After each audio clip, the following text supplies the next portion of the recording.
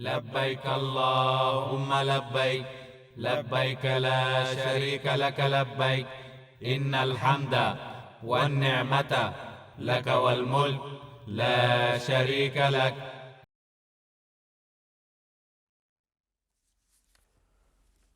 اعوذ باللہ من الشیطان الرجیم. بسم اللہ الرحمن الرحیم.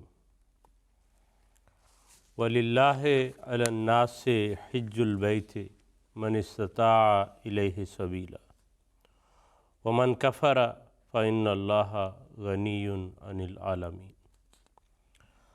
اور اللہ نے لوگوں پر فرض کیا ہے کہ وہ اس گھر کا حج کریں، یعنی جو بھی اس تک جانے کی توفیق پائے، اور جو انکار کرے تو وہ یاد رکھے کہ اللہ تمام جہانوں سے بے پرواہ ہے. سیدنا حضرت اقدس مسیح موعود علیہ السلام فرماتے ہیں، عبادت کے دو حصے تھے. ایک وہ جو انسان اللہ تعالیٰ سے ڈرے، جو ڈرنے کا حق ہے. دوسرا حصہ عبادت کا یہ ہے کہ انسان خدا سے محبت کرے، جو محبت کرنے کا حق ہے. یہ حق دو ہیں جو اللہ تعالیٰ اپنی نسبت انسان سے مانگتا ہے.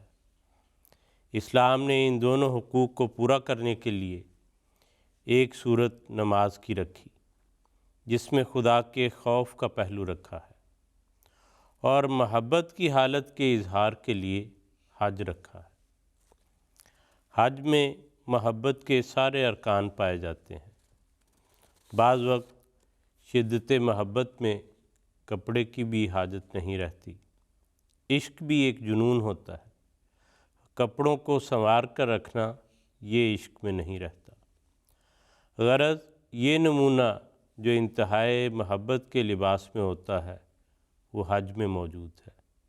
سر منڈایا جاتا ہے، دوڑتے ہیں. محبت کا بھوسا رہ گیا وہ بھی ہے جو خدا کی ساری شریعتوں میں تصویری زبان میں چلا آیا ہے. پھر قربانی میں بھی کمال عشق دکھایا ہے. اسلام نے پورے طور پر ان حقوق کی تکمیل کی تعلیم دی ہے. نادان وہ شخص جو اپنی نابینائی سے اعتراض کرتا ہے. ناظرین کرام، حج کے مبارک ایام آنے والے ہیں، اور اس سلسلے میں MTA انٹرنیشنل پر آپ کی خدمت میں حج سے متعلقہ یہ پروگرام پیش کیا جا رہا ہے. یہ پروگرام لائیو ہے، انٹریکٹیو ہے. آپ براہ راست فون کر کے اپنے سوالات علماء کرام سے پوچھ سکتے ہیں. اسی طرح واٹس ایپ کے ذریعے اپنے سوالات میسیج کی شکل میں لکھ کر یا وائس میسیج کی شکل میں بھی آپ بھجوا سکتے ہیں. ٹویٹر کے ذریعے بھی آپ ہم سے رابطہ کر سکتے ہیں. فوری طور پر آپ چاہتے ہوں کہ آپ کو جواب اس کا مل جائے، تو اس کے لیے سب سے بہترین ذریعہ ہے کہ آپ ہماری لینڈ لائن جو نمبر ہے اس پر رابطہ کریں. یہ میں وضاحت کر دوں کہ واٹس ایپ کے نمبر پر ہم براہ راست آپ کی کال اسٹوڈیوز میں نہیں لے سکیں گے. اس کی ٹیکنیکل وجوہات ہیں، تو اس لیے براہ کرم اس پر آپ فون نہ کریں. آپ چاہتے ہوں کہ آپ کو واپسی ہم فون کر لیں، تو آپ اس میں میسیج میں لکھ سکتے ہیں کہ مجھے اس نمبر پر آپ کال کر لیں. آج کے پروگرام میں ہمارے ساتھ جو علماء کرام شرکت فرما رہے ہیں، ان میں مکرم محترم مولانا ظہیر احمد خان صاحب اور مکرم محترم مولانا منصور احمد ضیاء صاحب ہیں. حج سے متعلقہ سوالات کا سلسلہ ہم شروع کریں گے، لیکن اس سے پہلے ایک وضاحت ایک سوال کے متعلق یا ایک جواب کے متعلق وہ کرنی مقصود ہے. اور اس کا پس منظر یہ ہے کہ ریگولر دیکھنے والے جانتے ہیں کہ ہمارا یہ پروگرام دینی فقہی مسائل رمضان میں بھی لائیو آپ کی خدمت میں پیش کیا جاتا ہے. رمضان کے پروگراموں میں ایک پروگرام میں کسی خاتون کا یہ سوال تھا کہ گھر میں جب ہم روزہ کھول رہے ہوتے ہیں تو جمعے کے دن اس دوران حضور انور اید اللہ تعالیٰ بن نصر عزیز کے خطبہ جمعہ کا بھی وقت آ جاتا ہے اور افطاری بھی کرنی ہوتی ہے. تو ایسی صورت میں نماز کے بارے میں کیا حکم ہے؟ تو ہمارے اس پروگرام میں جو فوری اس وقت جواب دیا گیا تھا اس میں یہ تھا کہ نماز فرض ہے اور خطبہ بعد میں بھی سنا جا سکتا ہے، خطبہ روک کے تو آپ بعد میں سن لیں۔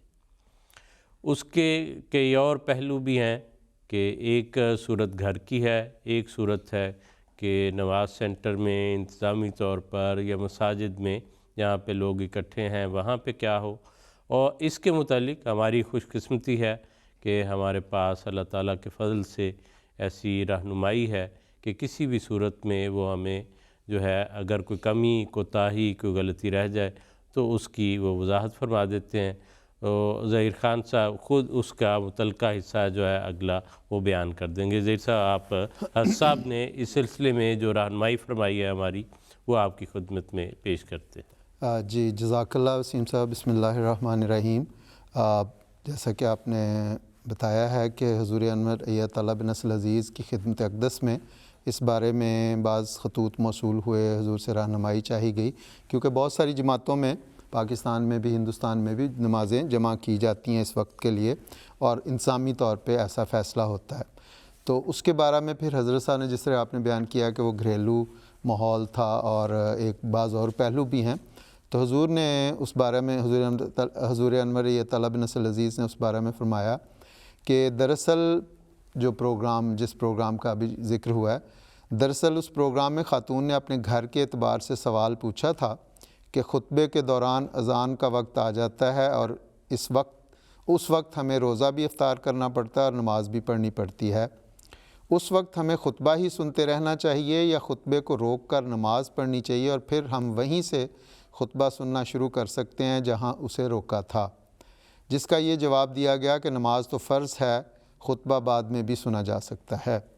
حضور فرماتے ہیں، سوال کے پس منظر کے مطابق ذاتی اور گھریلو اعتبار سے یہ جواب دیا گیا، لیکن اس میں یہ وضاحت آنی ضروری تھی کہ جہاں پر لائیو خطبے کی وجہ سے انتظامی طور پر نمازوں کے اوقات ایڈجسٹ کیے جاتے ہیں، یا دنیا کے بعض ممالک میں سال میں چند جمعوں میں جن میں وقت کے کلیش کی وجہ سے نمازیں جمع کی جاتی ہیں، ایسا مرکزی انتظام کے تحت سارے جائزے لینے کے بعد ہی کیا جاتا ہے۔ سارے سال کا یہ عام دستور نہیں ہوتا، اس میں کوئی حرج کی بات نہیں۔ ایسی جگہوں پر انتظامیہ نے اپنے حالات کے اعتبار سے جو فیصلہ کیا ہوتا ہے اسی کے مطابق لائیو خطبہ سننا چاہیے اور بعد میں نمازوں کو ادا کرنا چاہیے۔ اس بارے میں پہلے بھی یہی جواب دے چکا ہوں۔ حضور نے مزید فرمایا کہ اس بارے میں میرا بھی وہی جواب ہے جو حضرت خلیفۃ المسیح رابع نے دیا تھا کہ نمازیں بعد میں جمع کر لیں، اور یہاں پہ حضور نے ارشاد فرمایا کہ حضرت خلیفۃ المسیح رابع کا بھی وہ ارشاد پڑھ دیا جائے۔ تو ایک تو حضرت صاحب نے اس میں یہ بیان فرمایا ہوا ہے کہ ایک یہ وضاحت حضرت خلیفۃ المسیح رابع نے کی کہ نمازیں جمع کرنی چاہیے، لیکن اگر کسی نماز کا وقت چھوٹ رہا ہو، مثلا عصر کے بعد خطبے کا وقت ہے اور جلدی مغرب کا نماز کا وقت ہو جاتا ہے، تو پھر عصر کی نماز اگر رہتی ہے تو اسے پڑھنا چاہیے، اسے قضا نہیں کرنا چاہیے۔ حضور فرماتے ہیں کہ ٹیلی ویژن پر خطبہ سننا وہ دینی مجلس ہے اور اتنی اہم باتیں تمام دنیا کی تربیت کے لیے کی جاتی ہیں کہ فرض نہ ہونے کے باوجود ان دینی مجالس کی ذیل میں اول نمبر پر آتا ہے، یعنی خلیفۃ المسیح کا خطبہ، جن دینی مجالس میں جمع کی صورت دی گئی ہے۔ اس لیے بے وجہ مولویت میں مبتلا ہو کر قرآن و حدیث کے مفاہیم کو الٹ پلٹ نہ کریں۔ یہ لازماً وہ لوگ جو جمع ہوتے ہیں خطبہ سننے کے لیے کسی مرکز میں، اگرچہ جمعہ نہیں ہوتا، یعنی اس وقت اگرچہ وہاں جمعہ نہیں ہو رہا تھا، مگر جمعے کا خطبہ سننے کے لیے خواہ وہ رات کو اکٹھے ہوں یا صبح اکٹھے ہوں، وہ دینی غرض کے لیے ایک اہم مجلس میں شریک ہو رہے ہوتے ہیں۔ اس وقت اگر نماز کا ایسا وقت ہو کہ جمع ہو سکتی ہو تو ایسی حالت میں نماز جمع کرنا ہرگز آن وسلم کی سنت اور احادیث کے منافی نہیں، لیکن اگر قضا ہوتی ہو تو وہ منافی ہے۔ کسی دینی مجلس میں رسول کریم صلی اللہ علیہ وسلم نے نماز کو قضا ہونے نہیں دیا۔ اب دنیا بھر میں اس طرح اوقات تیزی سے بدل رہے ہیں، بسا اوقات ایسا موقع بھی پیش آ سکتا ہے کہ ایک شخص نے عصر کی نماز ابھی نہیں پڑھی اور خطبہ شروع ہو گیا، اور دن اتنا چھوٹا ہے کہ خطبے کے دوران ہی مغرب کا وقت ہو جاتا ہے۔ اس کے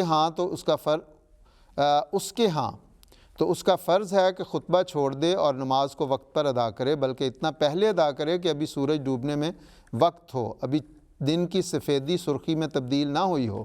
بس یہ دو باتیں واضح ہیں، قضاء کی اجازت نہیں، خواہ خطبہ کتنا ہی اہمیت رکھتا ہو، لیکن جمع کی اجازت ہے، وہ رسول کریم صلی اللہ علیہ وسلم کی سنت اور آپ کی احادیث کی روشنی میں جائز ہے۔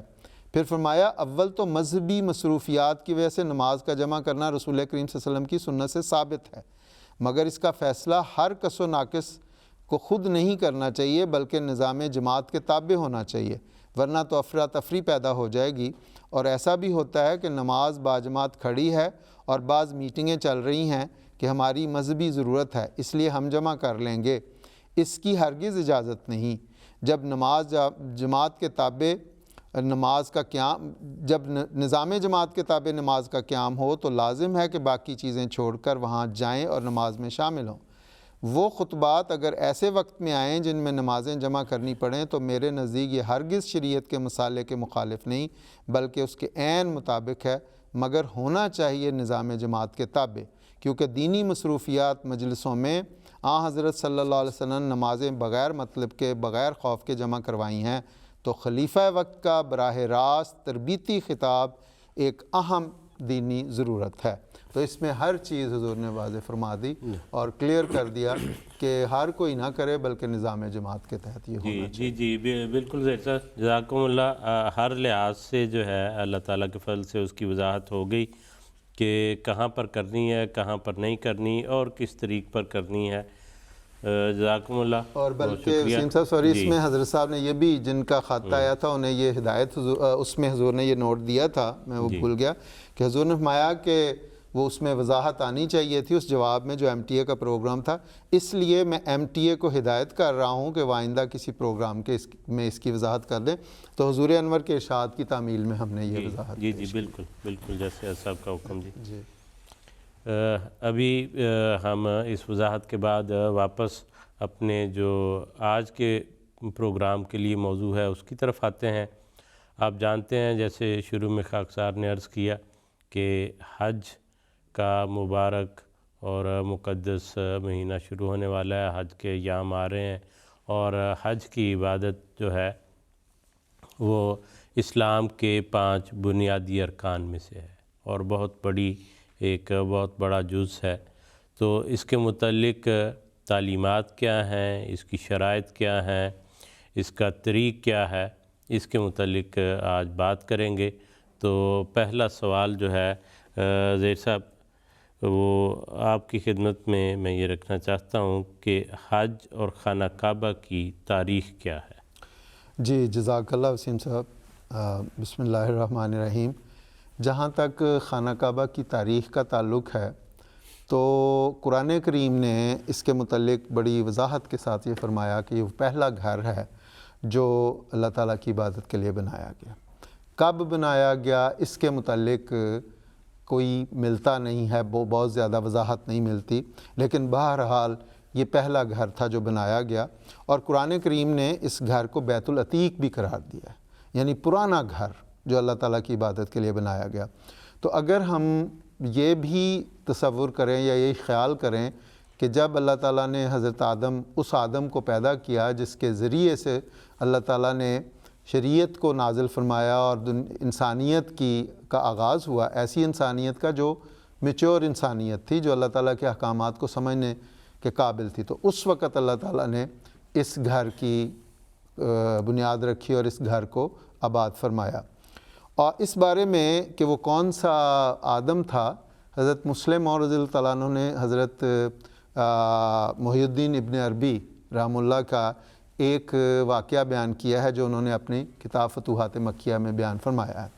وہ کہتے ہیں کہ میں نے کشف میں دیکھا کہ میں خانہ کعبہ کا طواف کر رہا ہوں اور میرے ساتھ کچھ اور لوگ بھی ہیں جو طواف کر رہے ہیں جن کو میں پہچانتا نہیں، جو ذرا مختلف قومیت کے ہیں، تو وہ کچھ اشعار بھی ساتھ پڑھ رہے ہیں۔ وہ کہتے ہیں کہ مجھے 2 اشعار انہوں نے پڑھے، ایک تو یاد نہیں، ایک شعر مجھے یاد تھا کہ اس میں جس میں وہ کہہ رہے ہیں کہ لَقَدْ تُفْنَا كَمَا تُفْتُمْ سِنِينَ بِهَذَا الْبَيْتِ تُرًّا أَجْمَعِينَ، یعنی ہم بھی اس مقدس گھر کا سال ہا سال اسی طرح طواف کرتے رہے ہیں جس طرح آج تم اس کا طواف کر رہے ہو۔ تو فرماتے ہیں کہ مجھے، یعنی حضرت صاحب لکھتے ہیں، حضرت مسلم اور رضی اللہ عنہ ہو، کہ حضرت محی الدین ابن عربی لکھتے ہیں کہ فرماتے ہیں کہ مجھے اس پر بڑا تعجب ہوا۔ پھر میں نے ان میں سے ایک شخص سے، جو شخص نے مجھے اپنا نام بھی بتایا، مگر وہ نام بھی ایسا تھا جو میرے لیے بالکل غیر معروف تھا۔ اس کے بعد وہ شخص مجھ سے کہنے لگا کہ میں تمہارے باپ دادوں میں سے ہوں۔ میں نے پوچھا کہ آپ کو وفات پائے کتنا عرصہ گزر چکا ہے؟ اس نے کہا کہ 40,000 سال سے زیادہ عرصہ گزر چکا ہے۔ میں نے کہا زمانہ آدم پر تو اتنا عرصہ نہیں گزرا۔ تو اس نے کہا تم کس آدم کا ذکر کرتے ہو؟ کیا اس آدم کا جو تمہارے قریب ترین زمانے میں ہوا یا کسی اور آدم کا؟ وہ کہتے ہیں کہ اس پر مان مجھے حضور صلی اللہ علیہ وسلم کی وہ حدیث یاد آ گئی کہ اللہ تعالیٰ نے 1,00,000 آدم پیدا کیے ہیں، اور میں نے سمجھا کہ میرے یہ جد اکبر بھی انہی میں سے کسی ایک آدم سے تعلق رکھنے والے ہیں۔ اس پر یہ بیان کرنے کے بعد حضرت مسلم اور رضی اللہ عنہ فرماتے ہیں کہ حضرت محی الدین صاحب رحمہ اللہ ابن عربی کا یہ کشف بھی بتا رہا ہے کہ بیت اللہ نہایت قدیم زمانے سے دنیا کا مرکز اور لوگوں کی ہدایت کا ایک ذریعہ بنا رہا ہے، اور اسی طرح یہ دنیا بھی لاکھوں سال سے چلی آ رہی، جس طرح آج کی سائنس نے بھی اسے پروو کیا ہے۔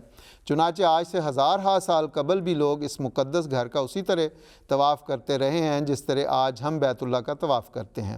یہی حقیقت قرآن کریم نے بیان فرمائی ہے کہ یہ البیت العتیق ہے جو زمانہ قدیم سے خدا تعالیٰ کے انوار و برکات کا تجلی گاہ رہا ہے اور قیامت تک دنیا کا ایک مرکز پر متحد رکھنے کا ذریعہ بنا رہے گا۔ یہ حضور نے فرمایا یہ۔ اور دوسرا اس سوال کا پہلو یہ ہے کہ حضرت قرآن کریم نے حضرت ابراہیم علیہ السلام اور حضرت اسماعیل علیہ السلام کے ذکر میں بھی فرمایا کہ ان کے ذریعے اس کی بنیادوں کو دوبارہ استوار کیا۔ وَإِذْ يَرْفَعُ إِبْرَاهِيمُ الْقَوَاعِدَ مِنَ الْبَيْتِ، تو وہ بنیادیں موجود تھیں اور مرور زمانہ سے وہ گم ہو گئیں۔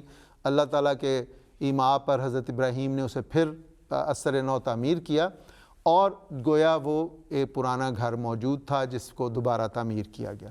اور اس میں تیسری بات قرآن کریم نے یہ بیان فرمائی ہے کہ حضرت ابراہیم علیہ السلام کو اللہ تعالیٰ نے یہ فرمایا کہ تم میرے اس گھر کو جو طواف کرنے والے ہیں، رکوع و سجود کرنے والے ہیں، اس میں اعتکاف کرنے والے ہیں، ان کے لیے پاک کرو۔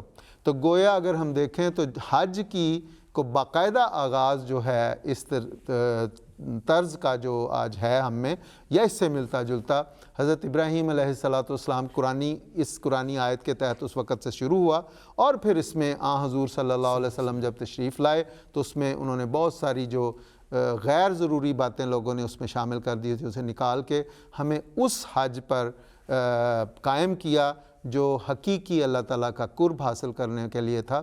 تو ہمیں چاہیے کہ ہمیں اس قسم کا حج ادا کرنا چاہیے جو حضور صلی اللہ علیہ وسلم چاہتے تھے، جس طرح ابھی حضرت مسیح موعود علیہ السلام کا آپ نے ارشاد پڑھا ہے کہ اللہ کی طرف توجہ ہو، جو یہ نہ کہیں ہو جائے کہ قرآن کریم کہتا ہے کہ فَلْيَعْبُدُوا رَبَّ هَذَا الْبَيْتِ، تو کہیں یہ نہ ہو جائے کہ اس میں سے رب ہم نکال دیں اور صرف اس بیت کی، کیونکہ حضرت عمر رضی اللہ عنہ نے بڑا خوبصورت فرمایا کہ میں حجر اسود کو، کہ اگر میں نے تمہیں وسلم کو سجدہ کرتے چومتے ہوئے نہ دیکھا ہوتا تو میں تمہیں نہ دیتا، کیونکہ تو نقصان یا نفع نہیں پہنچا سکتا۔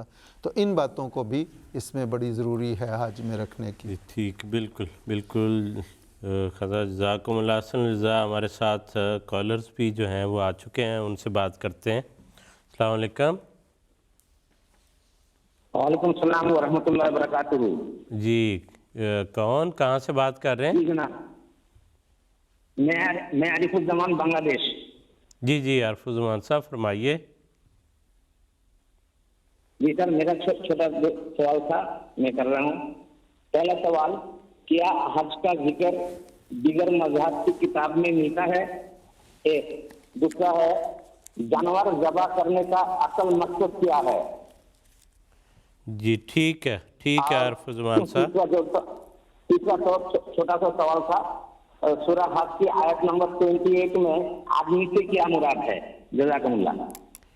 سورہ حج کی آپ کا وہ 28 نمبر तो आयत के आदमी से क्या मुराद है? आदमी। अच्छा ठीक है, हम वो चेक कर लेते हैं। सूरह हज की जो 28 नंबर 28 नंबर आयत है उसका। और पहला सवाल जो है वो ये कि क्या दीगर मज़ाहब में भी इसका ज़िक्र मिलता है? जी मंसूर साहब, दीगर मज़ाहब में हज का ज़िक्र मिलता है? इसमें मुख्तलिफ़ अम्बिया का, जैसे भी तफसील से मोहतरम ज़हीर साहब ने बताया कि दीगर अम्बिया का मतलब हज़रत इब्राहीम अलैहिस्सलाम के ज़माने से ये जारी है, और इब्राहीम अलैहिस्सलाम के बाद जितने अम्बिया आए वो सब हज करते रहे। मसलन हज़रत सल्लल्लाहु अलैहि वसल्लम फरमाते हैं कि मैं मूसा को गोया, आप एक वादी से गुज़र रहे थे और आपने फरमाया मैं गोया देखता हूँ कि मूसा अलैहिस्सलाम यहाँ से हज का एहराम बांधे हुए और यहाँ से गुज़र रहे हैं। हज़रत यूनुस अलैहिस्सलाम को हज़रत सल्लल्लाहु अलैहि वसल्लम ने देखा कि वो यहाँ से हज करते हुए गुज़र रहे हैं। हज़रत यूसुफ़ अलैहिस्सलाम को देखा। तो कशफ़ी तौर पे कई अम्बिया को, कहते हैं 70 से ज़ायद अम्बिया का ज़िक्र मिलता है कि जिनको हज़रत सल्लल्लाहु अलैहि वसल्लम ने यहाँ पे हज करते हुए देखा और गुज़रते हुए देखा। तो दूसरी किताबों में, दीगर किताबों में भी इसका ज़िक्र किसी न किसी रंग में आया है। और चनांचे वो जो पेशगोई है बड़ी मशहूर, जिसके बारे में आता है कि वो 10,000 कुदूसियों के साथ कोहे फ़ारान से ज़ाहिर हुआ, जो वहाँ से होगा। तो वो फ़ारान जो बेसिकली जो इलाका था फ़ारान का, वो यही अरब का और हिजाज़ का इलाका ही कहलाता था। तो इस लिहाज से पहली किताबों में भी इसका ज़िक्र है, इशारतन भी बाज़ जगहों पे ज़िक्र मिलता है और बाज़ जगहों पे कुछ तफसील से भी ज़िक्र मिलता है। वो फिर अगर वो उसके लिए हम फिर बाज़ हवाला जात इस वक्त मेरे सामने नहीं है, लेकिन हम उसको वहाँ से भी देख सकते हैं। लेकिन इसके साथ ये तो बहरहाल साबित शुदा, जिस तरह मंसूर साहब ने कहा कि ज़माना जाहिलियत में आसलम की बेसत से पहले एक लंबा पुराना अरसा ये अरब के लोग इसकी बाकायदा इसके हज के लिए आया करते थे, इस इबादत के लिए, जो भी उस रंग में था। और उसमें उनकी मुख्तलिफ़ जगहों पे जाना, उसी तरह मिना, मुज़दलिफ़ा, अरफ़ात वगैरह पे जाना। इसीलिए तो कुरान करीम में बाज़ अहकामात दिए कि जो लोग अरफ़ात में नहीं जाते थे उनको कहा कि सुमा फ़ीज़ू मिन हैसो फ़ाज़न्नास, जहाँ से दीगर लोग मुड़ के आते हैं तुम भी वहाँ से हो के आओ, क्योंकि अहले हरम समझते थे कि हमें बाहर नहीं जाना। तो गोया एक पुराने ज़माने से इसका चला आ रहा था, अगरचे कुतुब में उस तरह नहीं है, क्योंकि आसमानी कुतुब में भी बहुत रद्दोबदल हो गया, तो इसलिए, लेकिन बहरहाल उस माशरे में ये इसका सिलसिला मौजूद है। और कई उसके रिवायात मिलती हैं या कई तरीक़ भी, और जिसका आपने इशारतन ज़िक्र भी किया, और उनमें बाज़ ऐसी रस्में भी दाखिल हो गई कि जो उसके हज के या उस घर के बिल्कुल एहतराम के नामुनाफी थी, जिसको इस्लाम ने आके ठीक किया। ज़ाकल्लाह, बहुत शुक्रिया। एक और कॉलर मुझे बताया गया कि वो भी होल्ड पर है, उनसे भी बात कर लेते हैं। अस्सलाम वालेकुम। वालेकुम अस्सलाम वरहमतुल्लाहि वबरकातुहू। जी, कौन कहाँ से बात कर रहे हैं प्लीज़? जी, मेरा नाम वकी उज़मा है, मैं टोटल नीट लंदन से बोल रहा हूँ। जी फरमाइए वकी साहब। मेरा सवाल ये है कि मेरी पुत्री है 8 साल की और मैं चाहता हूँ उसको 10 तोला सोना में गिफ्ट दे दूँ, तो ये बताया उस पर ज़कात कौन अदा करेगा? कौन है 8 साल की? आपकी बेटी है? मेरी पोती है, आपकी पोती है? हाँ। अब मैं चाहता हूँ उसको 10 तोला सोना में गिफ्ट दे दूँ ताकि उसके शादी के वक्त उसको मिले मेरे तरफ से। जी ठीक। तो इस पर ज़कात कौन अदा करेगा? जी ठीक है ज़हीर साहब। जी, ज़कात जब 10 तोले आपने उन्हें सोना देना है तो वो चूँकि 10 तोले निसाब के बराबर बनता है, अगरचे वो 10 साल की है, लेकिन जो कुरान करीम और अहादीस में हुज़ूर सल्लल्लाहु अलैहि वसल्लम ने, इस्लामी तालीम ने ये बयान फरमाया है कि अगर ऐसे लोग, जो ऐसे बच्चे जो अभी जवानी की उम्र को नहीं पहुँचे, उनकी अगर जायदादें मौजूद हैं और वो उन पे वो साहिब निसाब हैं, तो उनके वली का ये फ़र्ज़ बनता है कि उस जायदाद में से वो ज़कात अदा करें। तो जिस तरह वो अपनी पोती को दे रहे हैं, तो उस माल में बहरहाल वो अगरचे वो बच्ची है लेकिन वो साहिब ज़कात है, साहिब निसाब ज़कात है, इसलिए उस पे वो ज़कात बनेगी। तो जिस तरह दादा अपनी पोती को गिफ्ट कर रहे हैं, दादा उसकी हर साल ज़कात भी दें ताकि अगले 10 साल में अल्लाह के फजल से वो जवान हो जाए और फिर वो उसको इस्तेमाल करें। क्योंकि अगर उस पर ज़कात नहीं होगी तो इसका मतलब ये है कि आप, बाज़ लोग जो लूप होल्स ढूंढ सकते हैं वो ये कर सकते हैं कि किसी के नाम पे, किसी नाबालिग के नाम पे गिफ्ट कर दिया, और वो जो काबिल ज़कात आमदन थी या काबिल ज़कात रकम है, वो गिफ्ट करने के बाद گویا کہ یہ ظاہر کریں گے کہ اب اس کے اوپر زکوٰۃ نہیں ہو سکتی. اور پاکستان میں ہمیں یاد ہے کہ بعض لوگ بینک زکوٰۃ لیتا تھا ایک خاص مہینے میں, تو جب وہ بینک زکوٰۃ کاٹنے کا مہینہ آتا تھا, رمضان کے مہینے میں کاٹتے تھے, تو وہ لوگ جو اپنی زکوٰۃ نہیں دینا چاہتے تھے یا کوئی لوپ ہول ڈھونڈتے تھے, وہ یہ کرتے تھے کہ بینک کے اندر سے پیسہ اپنا نکال لیتے تھے اور جب رمضان کا مہینہ گزرتا تھا تو دوبارہ رکھ دیتے تھے. تو اس لیے بہرحال اس کی اجازت تو نہیں ہے کہ اس انداز سے ہم زکوٰۃ سے بھاگیں. زکوٰۃ کے لیے حضرت مسیح موعود نے فرمایا کہ جس پر زکوٰۃ واجب ہوتی ہے چاہیے کہ وہ زکوٰۃ ضرور دے. ٹھیک جزاک اللہ. ابھی ہم جو ہمارے آج کے سوالات ہیں ان میں پروگرام کے شروع میں ہمیں واٹس ایپ پر ٹیکسٹ کیا ہے صوبیہ انور صاحب ہیں جرمنی سے. یہ پوچھتی ہیں منصور صاحب, یہ کہتی ہیں بہن کہ کیا حج کے اخراجات سب اپنے اپنے کرتے ہیں, جیسے میاں اپنے اخراجات کریں اور بیوی اپنے اخراجات کریں؟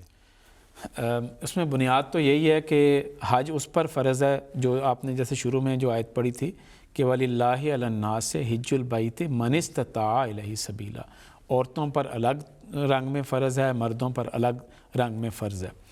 اور مرد جو ہیں وہ اپنی جو ان کے پاس اویلیبل سیونگ ہے یا اگر وہ کر سکتے ہیں تو وہ اس کو استعمال کر کے جائیں, اور عورتیں جو ہیں وہ ان پر اس صورت میں فرض ہوگا جب وہ مالک بن جائیں گی, وہ اس قابل ہو جائیں گی کہ وہ حج کر سکتی. مجھے ایک حدیث میں ذکر ملتا ہے کہ ایک عورت حضرت صلی اللہ علیہ وسلم کی خدمت میں حاضر ہوئی اور کہنے لگی کہ یا رسول اللہ 2 اونٹ تھے, تو ایک اونٹ جو اچھے والا اونٹ تھا وہ میرا خاوند جو ہے وہ لے کے چلے گئے حج کرنے کے لیے, تو میں پیچھے رہ گئی ہوں, اب میں نہیں جا سکتی اس حج کے لیے.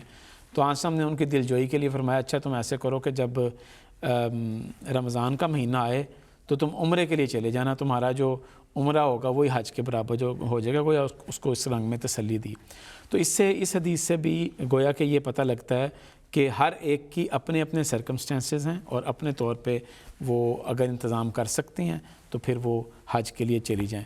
لیکن چونکہ میاں بیوی اکٹھے ہیں تو وہ اس صورت میں ہم یہ تو کہہ سکتے ہیں کہ اگر, کیونکہ حج کی کئی شرائط ہیں, ان میں سے ایک شرط یہ بھی ہے کہ اگر میاں مثلا حج پہ جانا چاہ رہا ہے تو اتنا سامان گھر میں ہو اور اتنی ضروریات پوری کرنے کے لیے ہوں کہ گھر کا ان کے بعد جو سسٹم ہے وہ چلتا رہے 1 مہینہ 2 مہینے تک کم از کم جو ہے نا, اور ان پر کسی قسم کی کوئی ادائیگی واجب نہ ہو. تو اس لحاظ سے دیکھا جائے تو اگر وہ خاوند جاتا ہے اور وہ اپنا انتظام کر کے جاتا ہے تو کم از کم اتنا سامان ہو کہ پیچھے وہ اپنی ذمہ داریوں سے سبکدوش ہو کے جائے کہ گھر والوں کے لیے نان و نفقہ رکھ کے جائے. اور اسی طرح اگر عورت نے جانا ہے تو وہ اپنی سیونگ میں سے جو بھی ان کے پاس ہے اس میں سے جا سکتی ہیں.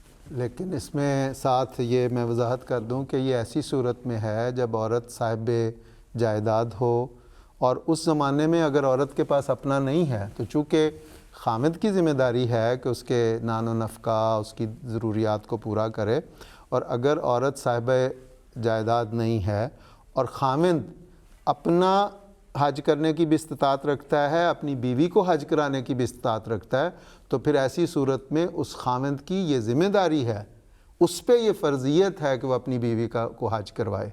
آج کے ماحول اور اس ماحول میں بہت فرق ہے. حضور صلی اللہ علیہ وسلم اپنی ازواج کو لے کے گئے اور ان کی قربانیاں جو ضروریات تھی سارا حضور صلی اللہ علیہ وسلم نے اٹھایا. اس میں بہت ساری ازواج مطہرات ایسی تھیں جو صاحب جائیداد تھیں, ہو سکتا ہے کہ کہیں ذکر نہیں لیکن انہوں نے اپنا اٹھایا, لیکن بہت ساری ایسی بھی تھیں جو صاحب جائیداد نہیں تھیں. تو یہ ایک باریک فرق ہے. آج کے زمانے میں چونکہ اکثر خواتین صاحب جائیداد ہوتی ہیں, ان کا اپنا وہ ملازمت کر رہی ہوتی ہیں, اپنی پیسہ ان کے پاس ہوتا ہے, اور ان ملکوں میں خاص طور پہ بعض اوقات خاوند بمشکل ان بنیادی ضروریات کو پورا کر رہا ہوتا ہے جو بچوں کی اور بیوی کی اور گھریلو ذمہ داریاں ہوتی ہیں. تو اس صورت میں اگر خاوند بڑی مشکل سے اپنے لیے نکالتا ہے تو عورت کے پاس بھی ہے تو وہ بھی اس کا کر دے, وہ اپنا کرے اور مرد اپنا کرے. لیکن یہ باہر بنیادی فرق ہے کہ اگر عورت کے پاس اپنا نہیں اور خاوند کے پاس اتنا مال ہے تو وہ اس کی پوری اس پہ اس کی فرضیت ہے. ٹھیک. اور عمومی اگر ہم مغربی دنیا سے ہٹ کے دیکھیں تو انڈو پاک وغیرہ میں اتنا عورتوں کے پاس نہیں ہوتا, تو اس کا مطلب یہ ہے کہ بہت کم ہی کوئی عورت حج کے لیے جا سکے گی, اور اگر مرد کو اللہ تعالیٰ نے، اور جہاں اس نے مثلاً اس کے جو اگر وہ کوئی کام نہیں کرتی لیکن عام چندے دینے ہیں تو وہ بھی تو اسی طرح وہ مرد جو ہے وہ پورا کر رہا ہوتا ہے، تو اس میں بھی وہ خرچ کر سکتے ہیں۔ ایک سوال یہ ہمیں ابھی موصول ہوا ہے برمپٹن کینیڈا سے، نعیمہ مرزا صاحبہ ہیں، انہوں نے یہ پوچھا ہے منصور صاحب کہ کیا عمرہ ہم کسی اور کی طرف سے بھی کر سکتے ہیں؟ جی بالکل کر سکتے ہیں۔ اس کا جواب حضرت خلیفۃ المسیح الخامس ایجاد طلب بن عزیز نے بھی دیا۔ حضور نے فرمایا جب حج بدل کسی اور کی طرف سے ہو سکتا ہے یا حج کسی اور کی طرف سے ہو سکتا ہے تو عمرہ بھی کسی اور کی طرف سے ہو سکتا ہے، لیکن اس حوالے سے صرف یہ ہے کہ جس شخص نے حج کیا کسی اور کی طرف سے، وہ لبیک بھی ان کی طرف سے کہہ رہے تھے، ان کا نام لے کے، گویا کہ ان کے بہاف پہ۔ تو بعض لوگ آج کل یہ کرتے ہیں کہ عمرہ تو ایک کرتے ہیں، مطلب ایک مرتبہ عمرہ کیا، اس میں اپنے والد صاحب کی نیت بھی شامل کر لی، والدہ کی نیت بھی کر لی، رشتہ داروں کی نیت بھی کر لی، سب کی نیت شامل کر لی اور کہا کہ میں نے آپ سب کی طرف سے عمرہ کر دیا۔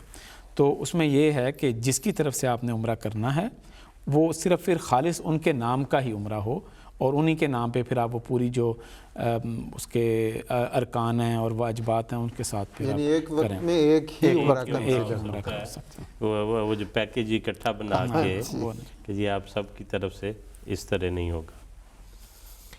جی ٹھیک ہے، دیر سے یہ بتائیں کہ حج جیسے نماز کے مختلف ارکان ہیں، اس میں اس کی حیثیت کہ یہ واجب ہے، یہ سننا ہے، تو حج کے کیا ارکان اور واجبات ہیں؟ حج کے 3 بنیادی رکن ہیں جن کو ارکان حج کہا جاتا ہے، اور ان کے متعلق یہ واضح ہونا چاہیے کہ اگر ان میں سے کوئی رکن چھوٹ جائے تو وہ حج، چونکہ فقہ کا کام ہے کہ ظاہری صورتحال پہ وہ دیتا ہے اپنا فیصلہ دیتا ہے، تو وہ حج شمار نہیں ہوتا یا حج مکمل کنسیڈر نہیں ہوتا۔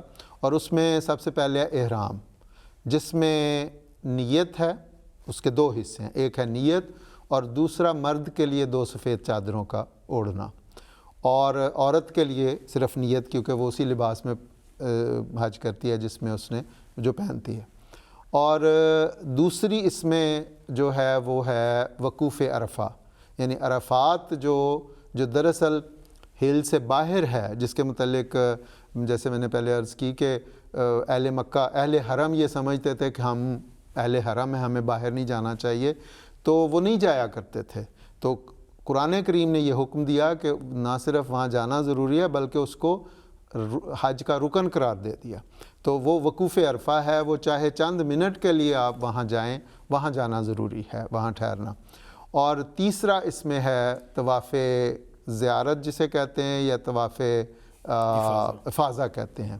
اس کا یہ 10 ذی الحج کو ہوتا ہے، یعنی جب آپ منا سے کنکریاں وغیرہ مار کے احرام کھول دیتے ہیں تو اس کے بعد آپ مکہ جا کے، خانہ کعبہ جا کے اس طواف کو کرتے ہیں، یہ اس کا لازمی حصہ ہے۔ اور یہ 10 کے بعد سے لے کے، بعضوں نے کہا کہ 13 ذی الحج تک، اور بعضوں نے کہا کہ پورے مہینے تک یہ کسی وقت بھی ہو سکتا ہے۔ تو یہ 3 رکن ہیں، ان میں سے اگر کوئی رہ جاتا ہے تو اس کا حج شمار نہیں ہوتا۔ اور دوسرے اس کے واجبات ہیں۔ ان 3 کے علاوہ باقی جو چیزیں ہیں، منا میں جانا، مزدلفہ میں جانا، میقات سے احرام باندھنا، سعی کو کرنا، ترتیب سے ارکان حج کو ادا کرنا، یہ ساری اس قسم کی بہت ساری واجبات ہیں۔ اس میں مختلف فقہاء نے، مختلف جو مکاتب فکر ہیں، انہوں نے ان میں آپس میں ہے اختلاف، لیکن اس بات پہ متفق ہیں کہ واجب اگر کوئی چیز رہ جائے تو اس کے پھر قرآن کریم نے جو بیان فرمایا ہے کہ اس کے لیے یا تو پھر روزے ہیں، یا صدقہ ہے، اور یا قربانی ہے۔ تو اس میں مختلف ہیں، مثلا حج طواف وداع جو ہے، جو دراصل آپ جب حج ختم ہو جاتا ہے تو 12 کو یا 13 کو آپ آخری طواف کر کے نکلتے ہیں، اس کے متعلق بھی اس کو بھی وجوب میں شامل کیا گیا ہے، فقہاء نے کیا ہے۔ لیکن اس بارے میں بخاری میں آتا ہے، حضرت صفیہ رضی اللہ تعالیٰ عنہ جب حضور وہاں سے روانہ ہونے لگے تو حضرت صفیہ کے ایام مخصوص شروع ہو گئے۔ تو وہ کہتی ہیں کہ میرا خیال تھا کہ اب میں ان باقی قافلے والوں کو روکنے والی ہوں. تو حضور صلی اللہ علیہ وسلم نے انہوں نے ابھی طواف وداع نہیں کیا تھا، تو حضور نے ان سے پوچھا کہ تم نے 10 ذی الحج کو طواف نہیں کر لیا تھا، یعنی جو طواف افاضہ، اور تو انہوں نے کہا جی کر لیا تھا. تو حضور نے لا حرج، اب کوئی ضرورت نہیں ہے. تو اس پہ نہ کسی جگہ پہ نہیں آتا کہ انہوں نے کوئی دم دیا ہو، کوئی روزے رکھے ہوں، یا تو بعض دم سے مراد ہے خون بہا دیا ہو. جی دم سے مراد قربانی. یہ حج عمرے کی جنایات کی صورت میں یا کمیوں کی صورت میں جو دم ہوتا ہے دینا، تو ہمارے اردو پنجابی والے وہ دوسرا دم جو ہے وہ نہ سمجھ لیں. تو یہ کہیں پہ ذکر نہیں کہ حضور نے انہیں ہدایت کی ہو کوئی ایسا. تو اس لیے بعض ایسی چیزیں ہیں جو بہرحال مستحب ہیں، لیکن ایسی چیزیں جو واجب ہیں، جیسے میں نے عرض کی، اگر ان میں سے کوئی رہ جاتا ہے تو پھر حضرت مسلم اور رضی اللہ عنہ نے اس کے متعلق بڑی خوبصورت کہ اگر کوئی طاقت رکھتا ہے کہ قربانی دے سکے تو قربانی دے، اگر کوئی طاقت رکھتا ہے کہ اسے کم صدقہ دے سکتا ہے تو صدقہ دے دے، اگر اس کی بھی نہیں طاقت رکھتا تو پھر روزے ہیں. جی ٹھیک ہے. ہمارے ساتھ کالرز ہیں، ان سے بات کرتے ہیں. السلام علیکم. جی السلام علیکم ورحمۃ اللہ. وعلیکم السلام ورحمۃ اللہ. جی کون کہاں سے بات کر رہے ہیں؟ لندن سے بول رہا ہوں، لندن سے ادریس احمد. جی میرا سوال یہ ہے کہ حج کرنے کے لیے صحت، خرچ اور امن کی شہادت ضروری ہے. اگر ہمارے پاس استطاعت ہو تو ایک بار حج کر کے اس کے بعد دوبارہ بار بھی کیا جا سکتا ہے حج. جی ٹھیک ہے ادریس صاحب، آپ کا سوال آ گیا، اس پہ بات کرتے ہیں. ایک اور کالر ہے، میں چاہتا ہوں وہ بھی ہولڈ پر ہیں کچھ دیر سے، ان سے بھی بات کر لیں. السلام علیکم. وعلیکم السلام. میں کلکتہ سے طارق رحمان بات کر رہا ہوں. جی طارق صاحب فرمائیے. ہاں جی، میرا سوال ہے، اگر کسی کے پاس کوئی آمدنی نہیں ہو لیکن میوچل فنڈ سے ڈیویڈنڈ انکم منتھلی طور پہ یا ایئرلی طور پہ اس کے پاس آتا ہو، تو کیا اس ڈیویڈنڈ انکم سے کا چندہ دیا جا سکتا ہے؟ جی ٹھیک ہے طارق رحمان صاحب، آپ کا سوال آ گیا. پہلا سوال ادریس صاحب کا لندن سے، وہ کہتے ہیں کہ اگر ایک دفعہ حج کر لیا، شرائط پوری ہوئی، تو کیا دوبارہ حج کر سکتے ہیں؟ جی بالکل کر سکتے ہیں، اور قرآن کریم میں آگے لکھا ہوا جہاں پہ حج کے احکامات ہیں، عمرے کے احکامات ہیں، وَأَتِمُّوا الْحَجَّ وَالْعُمْرَةَ لِلَّهِ، کہ حج اور عمرہ کو اللہ کی خاطر کرو. اس میں آ گیا فَمَن تَطَوَّعَ خَيْرًا، کہ جو کوئی توئی طور پر نیکی کوئی کرتا ہے تو فَهُوَ خَيْرٌ لَهُ، تو وہ اس کے لیے مزید بہتری کا سبب بنے گی. تو اس سے حضرت مسلم اور رضی اللہ تعالیٰ نے بڑا پیارا نقطہ نکالا. حضور نے فرمایا کہ اس سے مراد یہ ہے کہ جو نفلی حج کرے یا نفلی عمرہ کرے تو اس کو لازماً اس کا ثواب ملتا چلا جائے گا. تو یہ قرآن کریم کی ہدایت بھی ہے، اور آنسلم نے بھی احادیث میں بھی ملتا ہے کہ جو جتنی مرتبہ بھی کرے، حج کرے، عمرہ کرے، اس کو بہرحال اس کا ثواب ملتا رہتا ہے. حضرت ابن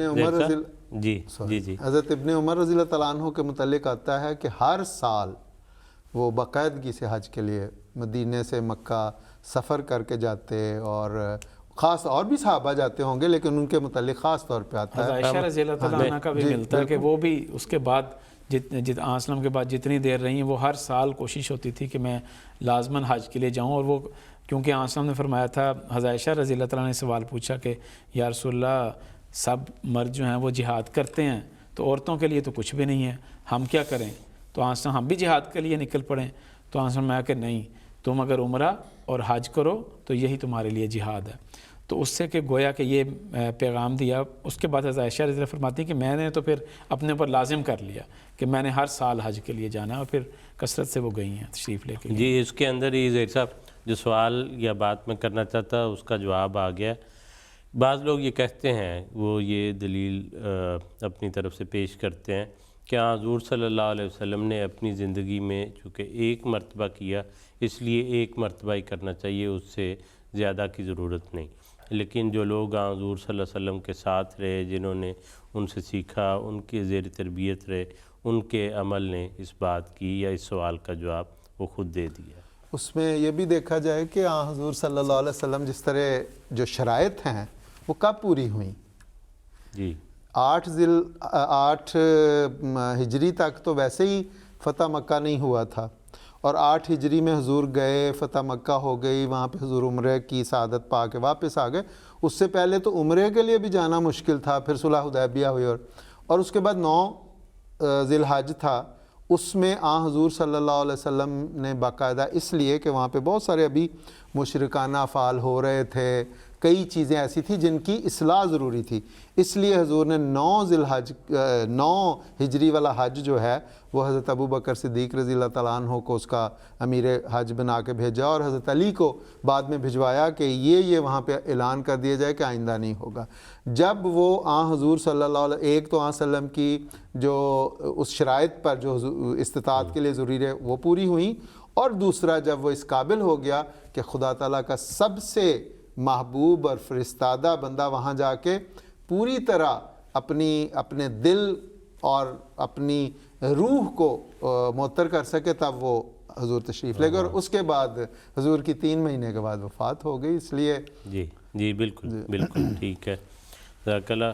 زیر کالر جو ہمارے ساتھ تھے طارق رحمان صاحب کلکتہ سے، ان کا سوال جو تھا کہ چندے کے متعلق، جو بھی جائز انکم ہوتی ہے ہر اس فرد جو جماعت احمدیہ سے تعلق رکھتا ہے، اس پر یہ فرض ہے کہ اگر وہ موسی ہے تو اس میں سے حصہ آمد ادا کرے، اور اگر وہ غیر موسی ہے تو چندہ عام اور جلسہ سالانہ، اور موسی ہے تو حصہ آمد اور جلسہ سالانہ، اور غیر موسی ہے تو چندہ عام اور جلسہ سالانہ۔ یہ وہ چندہ ہے جو لازمی چندہ ہے اور حضرت مسیح موعود علیہ السلام کے ذریعے قائم ہونے والا ہے، اس لیے وہ کسی قسم کی بھی آمد ہے اس پر اس کا فرض ہے کہ وہ اس کی اگر چندہ عام ہے تو 6.25 ہے غالباً 6.25%، اور اگر موسی ہے تو جس کے مطابق اس نے اپنی وصیت کی ہے 1/3 سے لے کے 1/10 تک، وہ اس کا ادا کرنا اس پر لازم ہے۔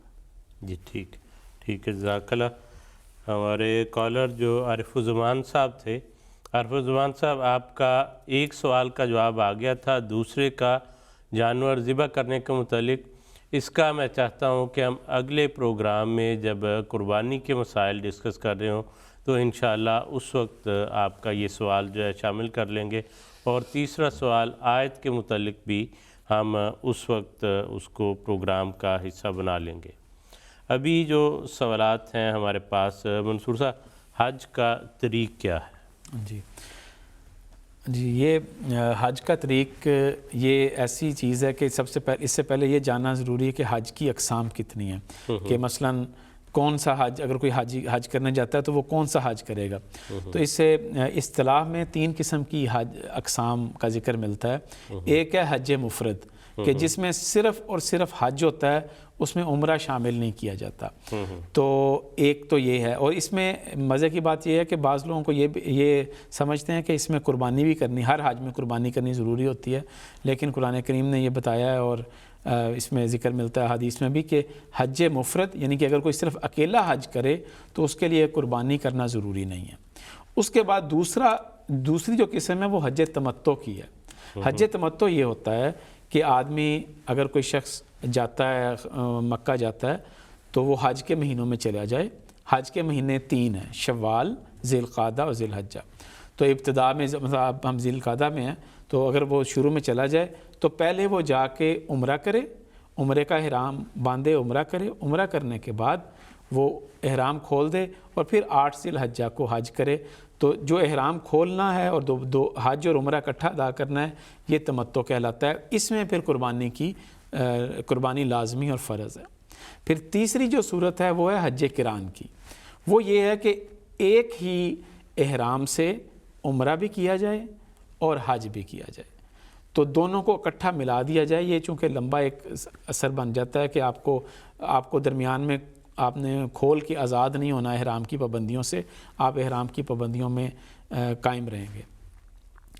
تو حضرت صلی اللہ علیہ وسلم نے حج قران کیا تھا، اور حج تمتع آپ کے بعد صحابہ نے کیا تھا، اور ہم نے بعض صحابہ کو کہا بھی تھا کہ جو قربانیاں نہیں لے کر آئے وہ حج تمتع کریں۔ تو یہ ایک مختصر سا تعارف ہے۔ اس کے بعد یہ کہ حج کرنے کا طریقہ کیا ہے، تو اس میں حج تمتع کے حوالے سے بتا دیتا ہوں، کیونکہ آج کل سب سے زیادہ جو حج کیا جاتا ہے وہ یہی کیا جاتا ہے، اور جو سعودی عرب کے تحت جو انتظامات ہوتے ہیں وہ بھی حج تمتع کے ہوتے ہیں. تو اس لیے میں اس کا تھوڑا سا طریق بتا دیتا ہوں کہ حج تمتع کا یہ طریقہ ہے کہ سب سے پہلے تو میقات سے احرام باندھا جائے.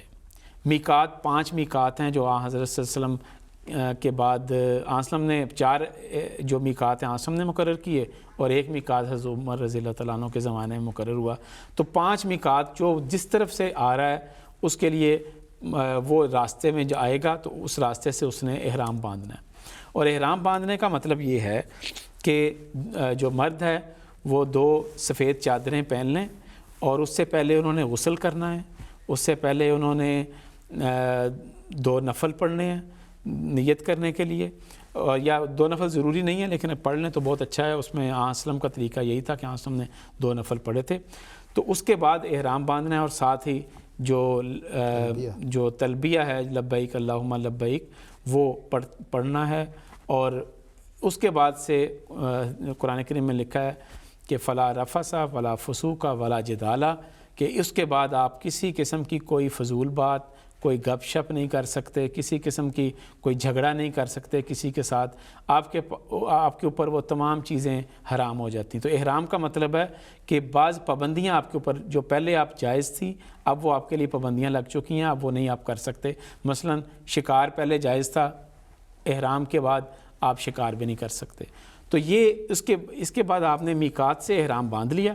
اب میقات سے احرام باندھنے کے بعد آپ نے خانہ کعبہ جانا ہے اور وہاں پہ طواف کرنے ہیں، 7 چکر لگانے ہیں. پہلے جو 3 چکر ہیں اس میں آپ نے رمل کرنا ہے. رمل کا مطلب یہ ہے کہ ذرا تیز چکر لگانے ہیں، اور رمل کے بعد جو باقی چکر ہیں وہ آپ نے اپنی نارمل سپیڈ کے ساتھ لگانے ہیں.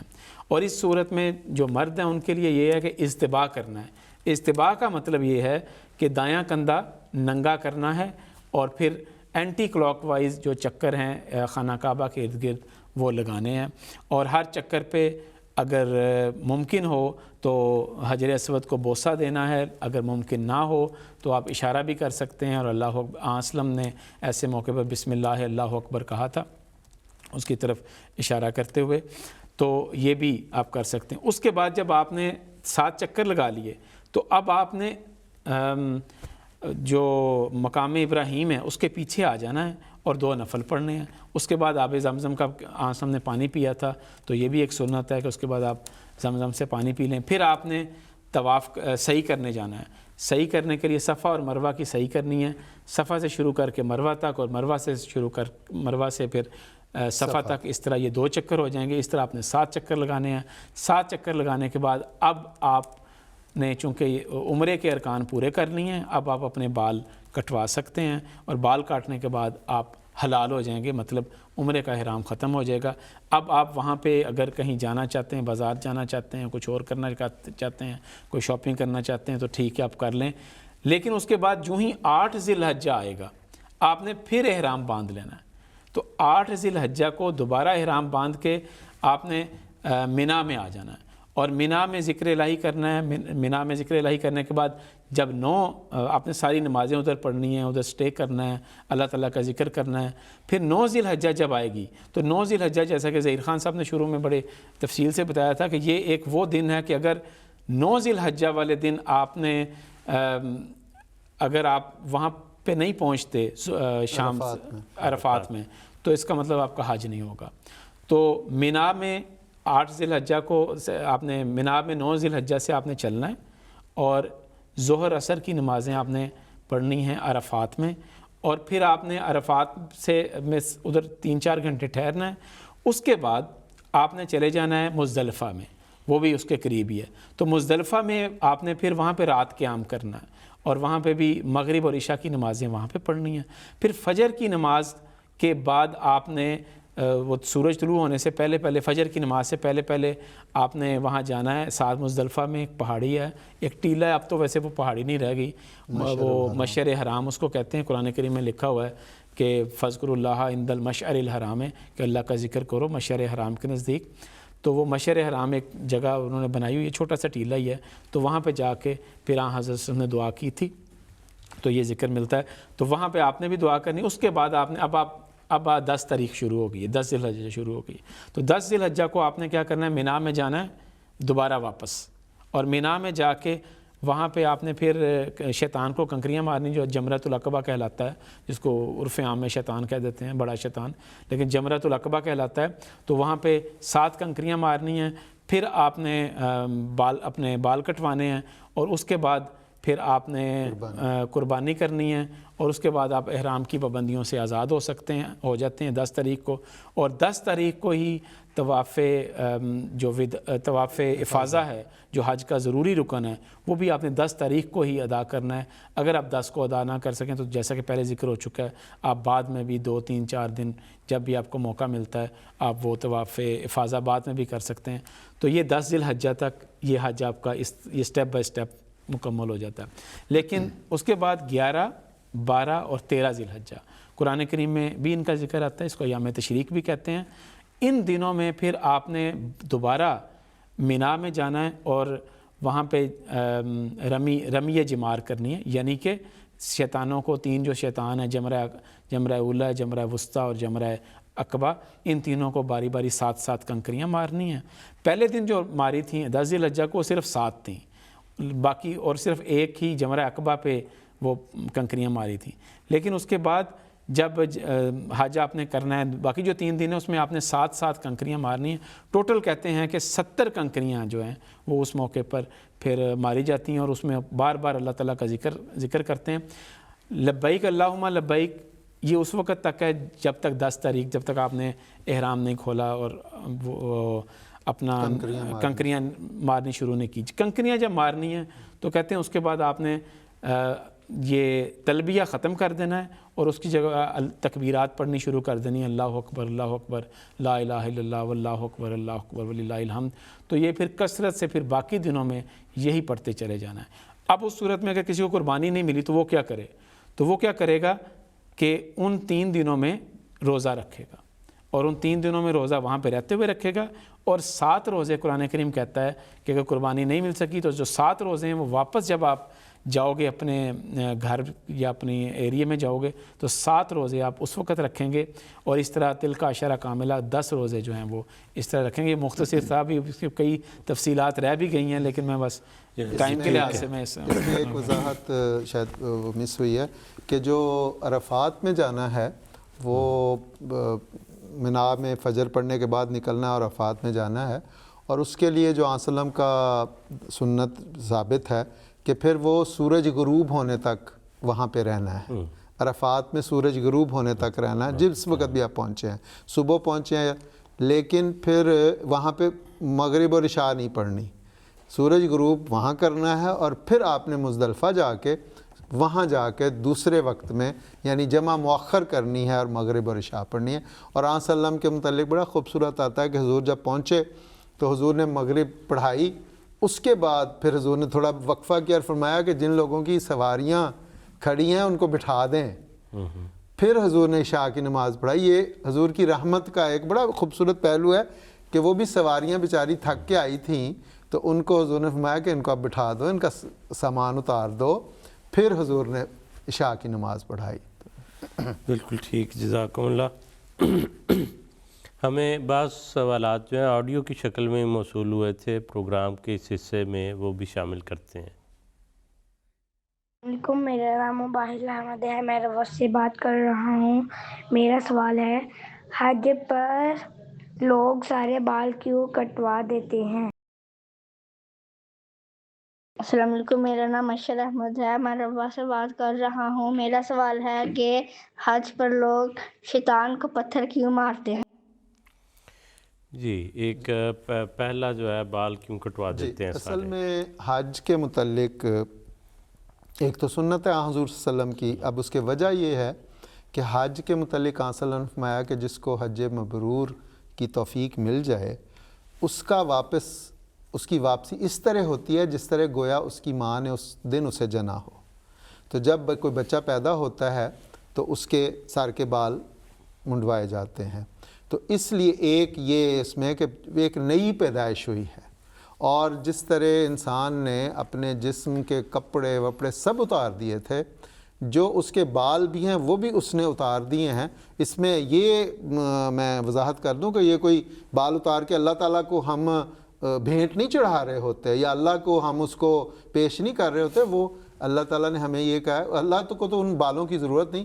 دراصل یہ تصویری زبان میں ہے کہ اللہ ہم نے اپنا سارا کچھ تیری خاطر قربان کیا ہے، تو وہ جس طرح ایک نئی پیدائش ہوئی ہے اس کو تصویری زبان میں ہم یہ محسوس کرتے ہیں، جس طرح بچے کو سر مونڈا جاتا ہے اسی طرح ہم اپنی سر منڈوا رہے ہیں۔ حضرت مسیح صلی اللہ علیہ وسلم نے غالباً یہ بھی فرمایا کہ ہر قسم کی زینت دور کر دیں، بال جو ہیں وہ زینت کا ایک حصہ ہیں، تو اللہ تعالیٰ کے حضور ایسے انداز میں پیش ہونا کہ اے خدا ہماری کوئی خوبصورتی نہیں، کوئی زینت نہیں، کچھ نہیں، تیرے حضور ہم جو ہیں وہ اسی طرح حاضر ہوتے ہیں۔ اور اس کا ذکر غالباً باقی مذاہب میں بھی ملتا ہے کہ وہ بھی اپنی زینت کو دور کر دیتے ہیں۔ یہ جو ننز ہیں ان کے بارے میں آتا ہے کہ وہ بھی بال کاٹ دیتی ہیں، اور اسی طرح ہندوؤں میں جو بھکشو ہیں ان کے بارے میں آتا ہے کہ وہ بھی یہ آفرنگ کے طور پہ قربانی کے رنگ میں یہ وہ کرتے ہیں اور اپنی زیب و زینت دور کر کے آ جاتے ہیں۔ تو یہ ہر ایک مذہب میں ایک تفسیری زبان میں رہا ہے۔ اسی پہ چونکہ اعتراض بعض